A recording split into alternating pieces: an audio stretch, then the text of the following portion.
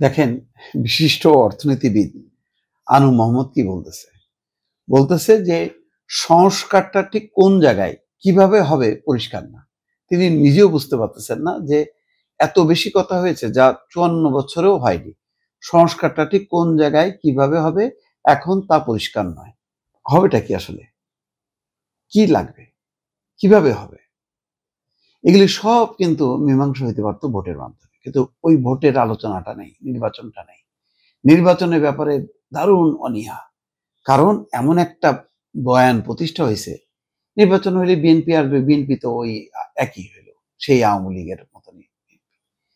তো আওয়ামী লীগ বিএনপি তো এই খেলা চলবেই, না হয় জামাত আসলো, কিন্তু নির্বাচনটা তো হইতে হবে। যে নির্বাচনটা জন্য এত অশান্তি, 15 বছরে আওয়ামী লীগকে হটানো যায় না। আমরা তো নির্বাচনের মাধ্যমেই পরাজিত করতে চাইছিলাম, তাই না?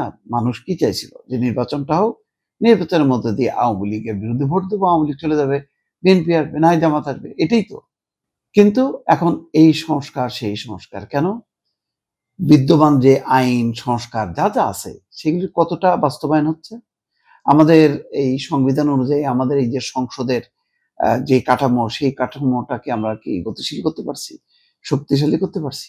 পারি নাই।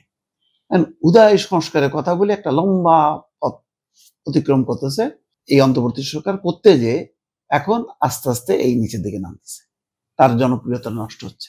দেখেন না, মানে সংস্কার বোঝানোর জন্য 100-র উপরে বহর নিয়ে গেছে। সেখানে ডক্টর মোহাম্মদ ইউনূসের 2 কন্যাও আছে, 7 জন উপদেষ্টা আছে, 6 জন রাজনীতিক আছেন, আরো যে কারা আছে, আর মার্শাল্লাহ। তো ওখানে এসএসএফ তো একটা বিশাল বহর গেছে। কাজটা কি, ওখানে কি আমেরিকার সিকিউরিটি কি আমাদের এসএসএফ এর সিকিউরিটি কি পৌঁছে পাত্তা দেয়? তাদের সিকিউরিটি অনুযায়ী যাবে, ঠিক আছে, গেলে নাই, সাথে 2 জন গেল, আর পররাষ্ট্র উপদেষ্টা গেল, বাকি উপদেষ্টাদের কাজ কি, কি জন্য গেছে?